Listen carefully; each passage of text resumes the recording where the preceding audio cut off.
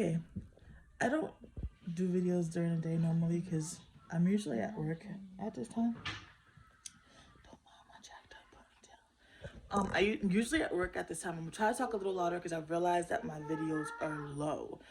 But my thing is, I'm not a loud talker in reality unless I'm really angry and bipolar and Puerto Rican and whatever the case may be.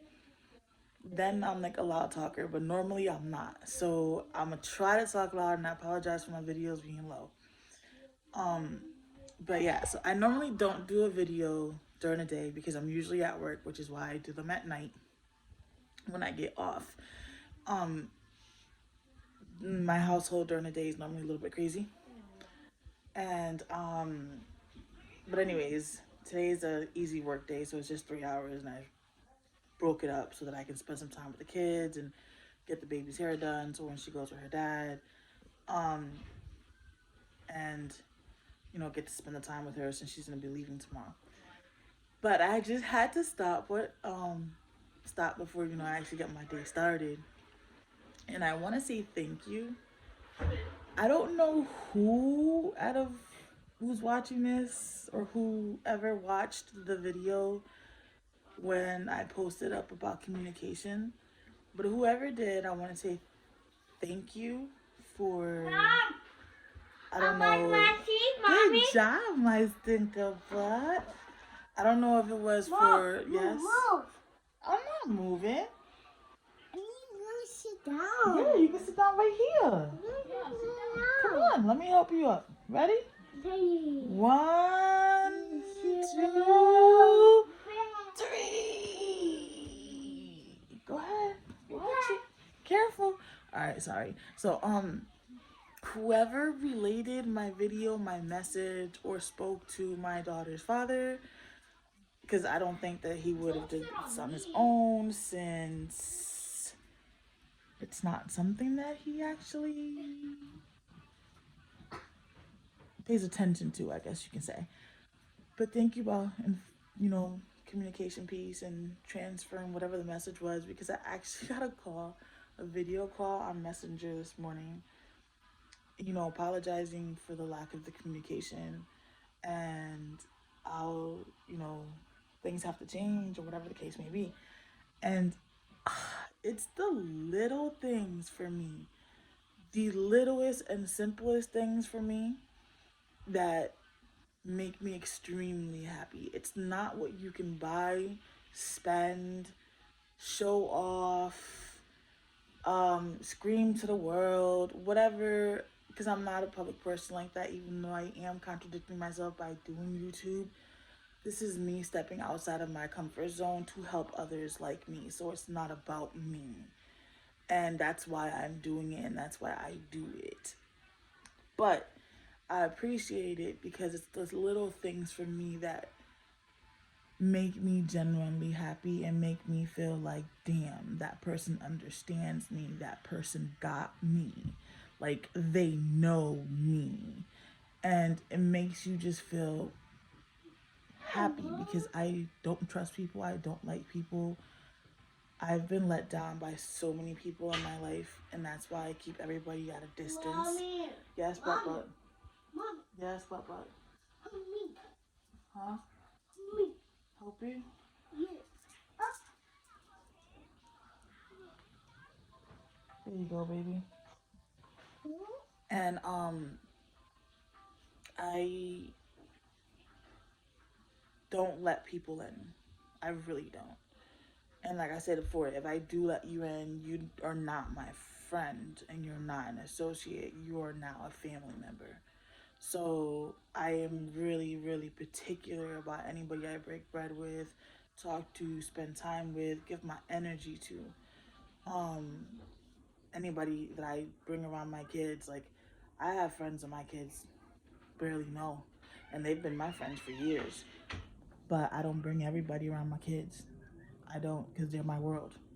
And whoever I expose them to are people that I know will be there for them genuinely if anything ever happens to me, or they will care about my kids genuinely because they genuinely care about me, and it's not what I can do for them, It's about the actual friendship. So I normally, just stay to myself. But anyways, the whole point of it is it's the small things for me. And the fact that I even got an apology and an explanation, um, I'm good. I'm Gucci. I'm cool. Because this is how I look at it. I don't have any family because of what's happened in the past. And one day I'll break down and tell you guys the story or whatever. But it's a lot. So it had to be like in bits and pieces. And sometimes it puts me in a dark space. Sometimes it doesn't. And I have to make sure that mentally I can handle that. So it have to be at a time where I know I'm Gucci. Like right now I'm in between. So yeah. But yeah, so anyways, small little things, the fact that communication was there, that is like awesome for me. And it just means a lot, especially because I. She didn't see us tomorrow. No? Yeah, yeah, we don't go to school Tomorrow's tomorrow. Friday, Toronto. Uh, yeah, they said we don't go to school tomorrow. Okay, Toronto. Sorry again. But like I told y'all, real life, I'm not editing, dropping nothing. This is about single parents with mental health illness and raising kids, right? So y'all part of my whole entire life then. But anyways, sidetracking myself, ADHD, focus, Linette, focus. So little things in life that make me happy. That communication is key. I don't have a lot of family that I still speak to based off of what's transpired, which is what sidetracked me. And I already told you guys that I'm going to tune that later. So side back to where we were in the beginning. This is how my head really is on the inside, but 10 times worse. Um,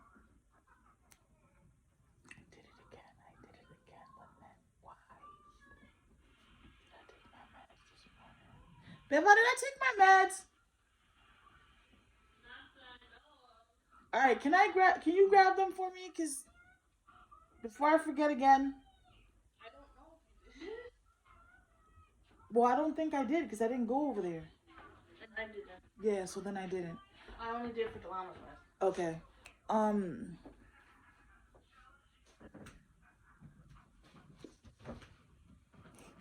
Yo, you guys, I really don't remember, and this is sad. But I know I left off with the little things in life. Oh, family, peace. That's why I keep getting sidetracked. My brain won't get past that because it's just a lot with that, and it just it's trying to block things while still trying to relay the message that I'm trying to say to you guys, and I'm having a hard time with being able to do that. So it's making it difficult for me to then relay what I need to say. And I need y'all to understand this is not me playing around. This is not me joking. This is not me over exaggerating. This is not me um covering any or whatever the case may be. This is what I go through every single day, all day. I can be in the middle of having a full blown conversation with something, and my mind will jump to something else that all of a sudden is focusing on, and I can lose complete task of the conversation that I'm having because my brain starts to think about the other thing even more and kind of forgets that it's in the middle of doing something. So what you're seeing now is what this is me. I'm not hiding anything. This is my mental illness. This is how it functions. And it happens to me while I'm in the middle of typing during my chats for work. Like, hold on 1 minute. Uh,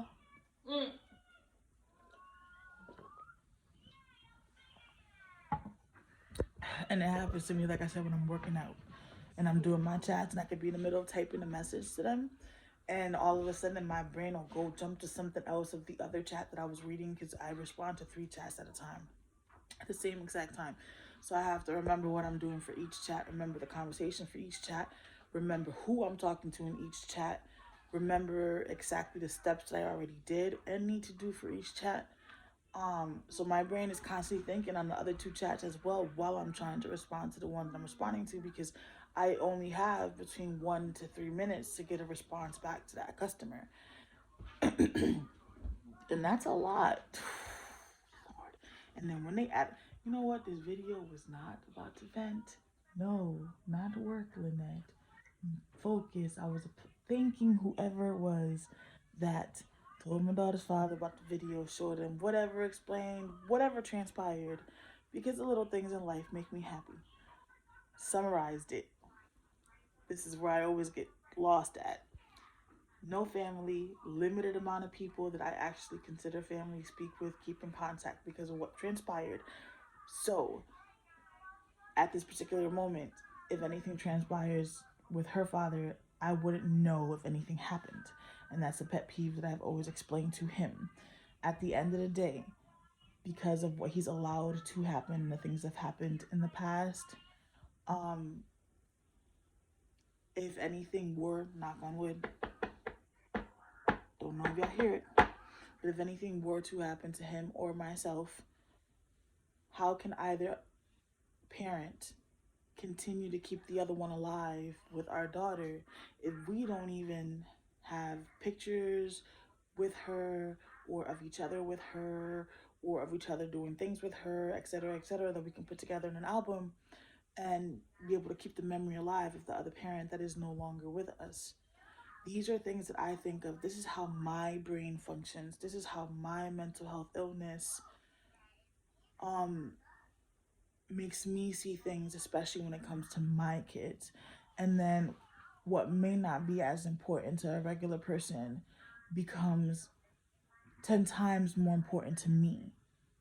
And when I co parent, that's where my problem is. I guess you could say in communicating or whatever, because he don't get it, he don't see it, we don't deal with the same things. Like I know he's got his own things going on, even if he don't want to admit it. We all live our truth in our own time and in our own way, but mental health recognizes mental health. Let's just put it like that. So, um, this is how my brain functions. So to me, this is extremely important. Like this is like wipe my ass important. I don't know why I used that. I'm sorry. I got a crazy, yeah, I got a crazy like I don't know humor. I don't not even, yes, baby. I'm sorry, y'all. I shouldn't have like compared it to that, but it's just important to me certain things, and the way my mental health is, I think about the future. Like my kids have conditions. She doesn't, so far the little one doesn't, except for his anger. Like she really does have his really bad attitude, but neither here nor there. Focus, Linette. I think about these things because my kids have their own things going on. So I need to know that whoever, knock on wood again, if anything were to happen to myself and they have to end up somewhere or whatever the case may be, that they can have those memories and stuff that they need. Like it's even to the point where, and I have to get back on this, and I'm disappointed in myself that I didn't continue it. But again, when you have mental health issues, it's hard sometimes to even just wake up, brush your teeth, and wash your ass. That's very difficult. It shouldn't be, but it really is. So on those not good days, it's hard. But I know I'm getting everywhere in this video, but please just rock with me, roll with me. You'll get accustomed to my chaotic brain. Everything intertwines together. It just takes you, to Hong Kong, then China, then back to Hong Kong again. Just enjoy the ride while you're taking it, okay? My bad. I apologize. This is the life of a single parent with mental illness. You gotta love me. But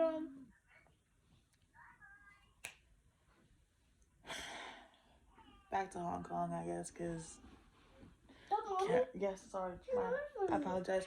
But no, what, the chocolate? Yeah.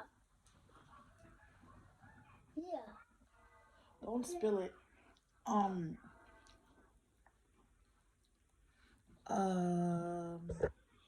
my brain is always everywhere.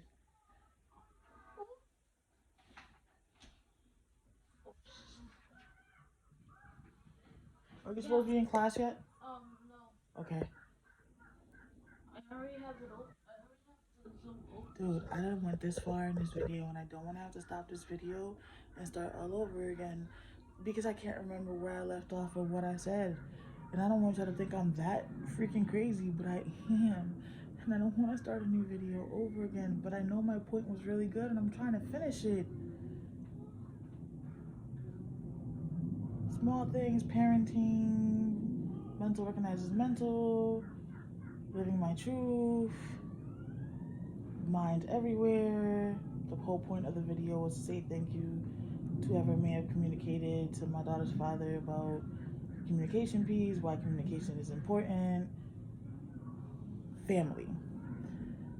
We don't have that stuff, and because of my the way my brain functions and the way my brain works, it's important to me to know that they'll have something to carry on with them to remember if anything happens to either one of their parents. It's not about just remembering me, who I am, and what installed in them. It's about whatever happened to either of their parents so that they can have, that to show their kids and be able to hold on to.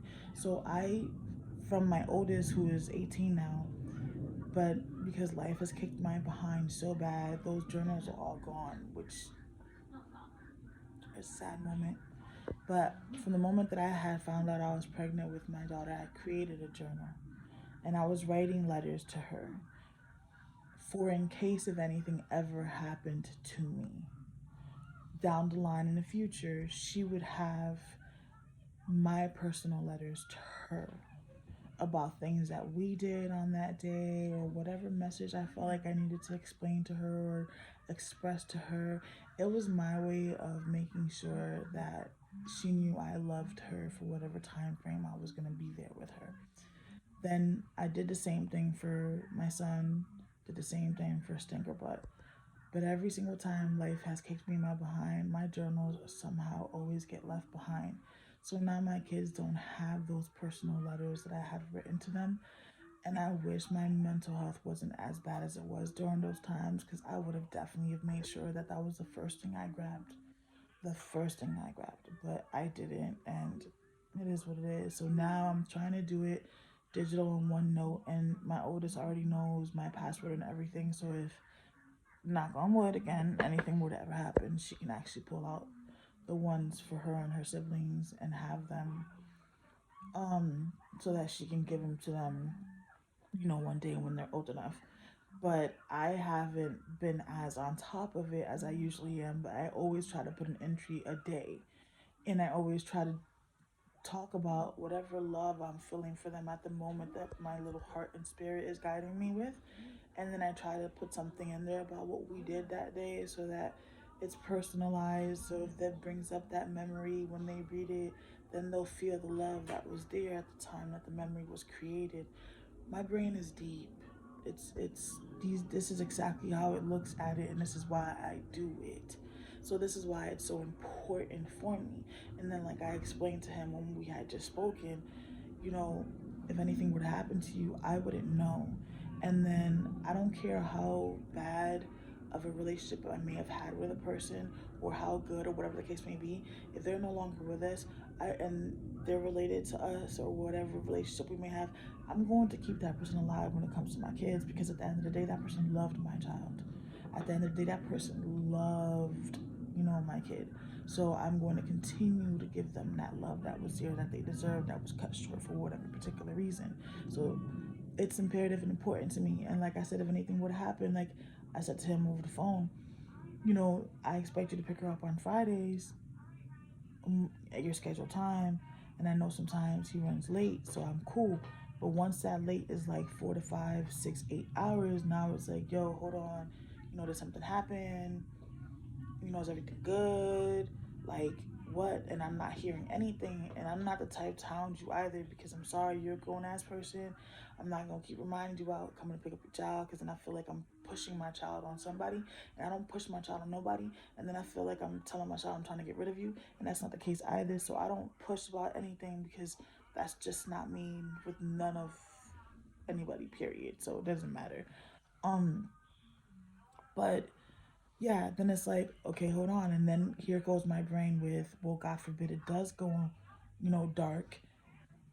How am I going to keep that alive? How am I going to keep this alive? I'm only going to have stories. I'm not going to have pictures and da da da. Yeah, that's so. Thanks again for relaying or sharing or whatever, however, Because, I mean, I don't think he would have thought about it himself. Because, like I said, it's not something, sorry, but my carpal tunnel in my hand. My hand is asleep from holding the phone. So darn long. Yo.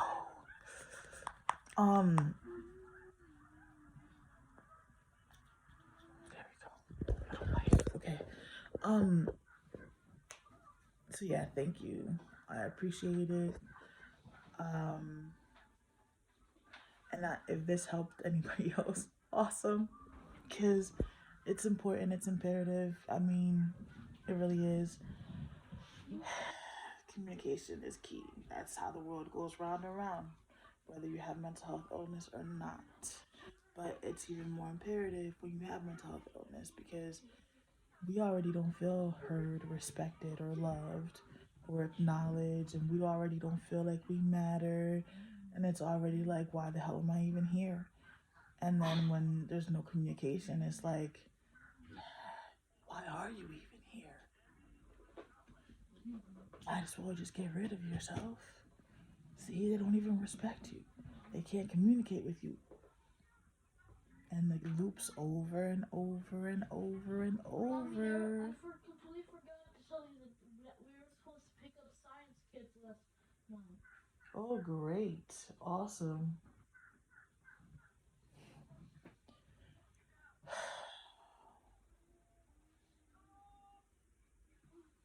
Not gonna say.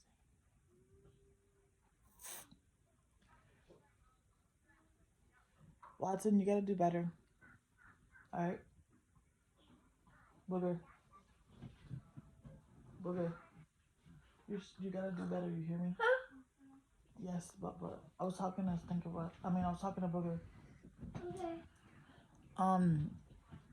So yeah, so thanks, and again, please share because we never know who we're helping. Not everybody vocalizes what they have going on, again, for that fear of being stigmatized or whatever. Like, not everybody feels comfortable walking in their skin or in their truth. And I respect that. I acknowledge that because I was one of those. And I refuse to continue to be that way. So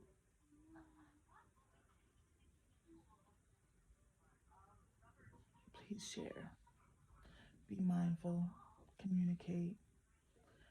Let's vibe with each other. Let's support each other. Let's rock with each other. Because, like I usually say in my blog, when I remember, again, ADHD thing, we got this. We got this. Together, we got this. So, rock with me till the wheels fall off. But that's the problem, though. I don't want them to fall off. I'm gonna need somebody to go buy a pair of wheels, somebody else to put them on, take the old ones off, put the new ones on, and we're gonna keep on rolling. And if I get out the car and push so we can keep on going, I'm gonna do that too. Most definitely. But just make sure you share with others because you never know who this may help. Or you never know who this may inspire to live in their truth. It's okay. It is okay. You are loved.